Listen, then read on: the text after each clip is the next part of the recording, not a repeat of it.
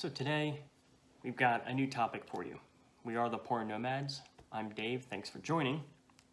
And we want to talk about acidity, alcohol, body, fruit sweetness in wine. How is it affected? What happens to the grape on the vine? If I grab a bottle of wine, this is from Columbia Valley, cooler climate, and I have this same Cabernet from California. What will be the difference? How can I taste a wine and know it's from cooler climate region like France or a warmer climate region like California, Texas, something like that? Okay, let's talk a little about it. What I've got here is a whiteboard I'm using. You can see at the top, you've got a dormant vine growing over into a vine that's producing fruit, and then into the later months into a dormant vine again.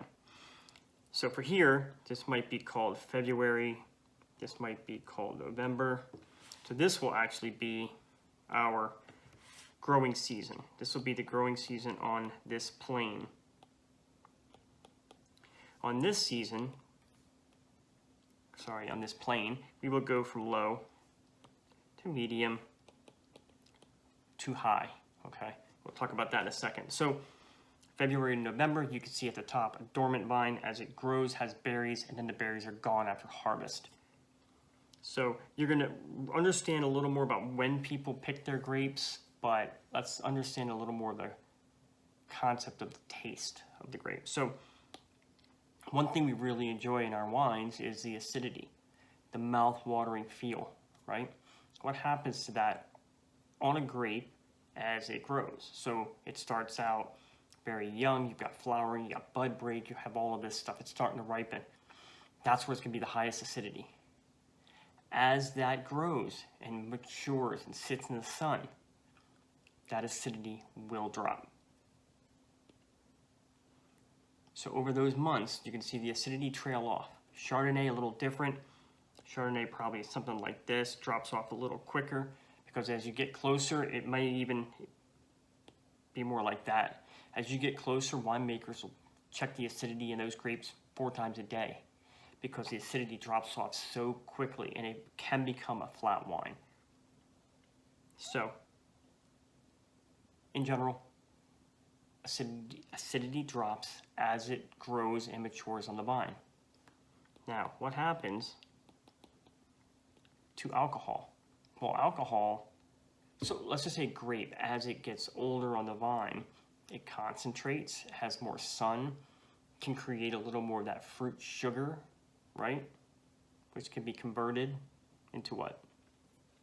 So, in this case, your alcohol, your fruit sweetness, and in some cases, your body will start to go up. Why is a Cabernet from Bordeaux, France, or in this case, Washington, Oregon, going to be what I'd call thinner, not in a bad way? It's going to be a much lighter bodied than a California wine. So I know in my mind, if I open this bottle, it's going to have a medium body, medium plus body, not big full body that you would get out of a California Cabernet. Or if they were growing Cabernets in Spain and Southern California or Southern Italy, the grapes there, okay? So, now we know what's happening. Okay, a little seesaw effect as the sun hits the vine and matures the grapes. So what next? Well, when do they grow? When do they harvest? So the winemakers are out there, they're ready to harvest. If you're in New York, if you're in Oregon, you might be harvesting in October, early September. So let's say cool climate, and we'll say warm climate. So cool climate might harvest somewhere in here, while warmer climates might harvest somewhere in here. It could be another month difference. Another month of that grape sitting on the vine, maturing, letting the acid or the sugars concentrate, creating more alcohol. So let's go like this. If this is where they're being picked, it only shows that it's going to be a big difference in acidity in wine, body, alcohol, things like that. This here is where the cool climate are going to be picked. Earlier in the year, slightly, you're going to have a more balance of acidity, alcohol, fruit sweetness, which is why they say Pinot Noirs, Chardonnays. If you want the quintessential Pinot Noir, Chardonnay, go to Burgundy. Burgundy's in that just beautiful area. Now the whole terroir things, it's a whole different story. Soils, weather, things like that. So, if I get it from California, I'm picking here. Look at the difference in alcohol versus acidity. Much less acidity, you're not going to get that jump on your tongue, but you're going to get a lot more berries, a lot more fruit. Okay, so we understand now as it goes, the acid drops, alcohol goes up. If we want a really good structure, balance in a wine, we want a good balance between acidity, body, alcohol, sweetness, if they have residual sugar, whatever it is, we want that nice balance. So, if you're in California, Southern California, getting wines, is there going to be a very nice structure to the wine? It's going to have a great taste, great mouthfeel, but maybe the acidity's not there. So just think about that when you're looking at vines, when you're looking at wines in the store, and you see Oregon, you see California, you see France. So what would be picked in this area? Who's going to be growing and picking in this time frame in a cooler climate? So you're going to be looking at the Cape of South Africa. Okay, you're going to have some of those more acidic wines. Northern Italy, Germany, Mosul. Look at those Rieslings. Chile, Washington, Oregon. Some of these places, Hungary, New Zealand, they have areas that are cool climate.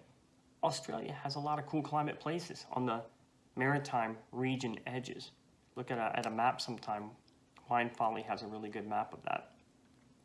Who will be growing and then picking in this warmer month or so later, where the wines are going to be bigger and bolder, more fruit. Southern Italy, you're going to get Argentina, Uruguay, Spain, California, South Africa, some of these places. So if we look at the maturation on the vine, you can see the cool climate regions are here, warm climate regions are here.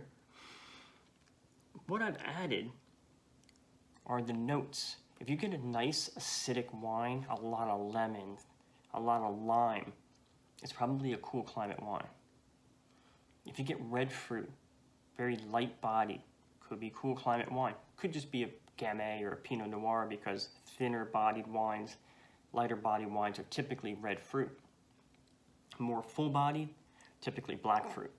But for the moment, citrus, lemon, lime, even some light red fruit, cool climate. Once you start getting into you start tasting, let's call it an Albarino, and you start getting some notes of pitted fruits.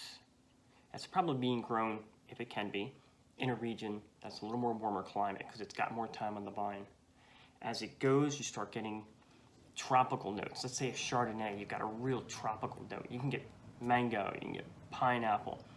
That denotes a warm climate region. So when you look at my regions here, warm climate here, cool climate here, you really should know the tasting notes. These will be lighter. These will be more full body. These will be more acidic.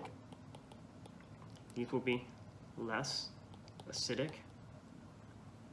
So we can even do more acid and less acid. Then what else is there? Alcohol.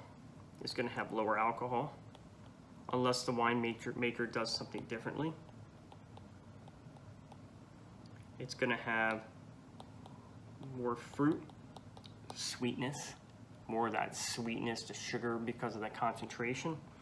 And this will have less fruit sweetness. These will also tailor towards citrus. And again, the grape is a big part of it. The grape's a big part of how it tastes, whether it's citrus fruits or not. But they'll still lean more towards the citrus fruits. The warmer climates will go more towards the tropical fruits. So hopefully this gives you a little idea of what happens on the vine. We've got more coming at you. We are the Pour Nomads. This is our website. Click, subscribe, and like. We've got more of these coming for you. Thanks.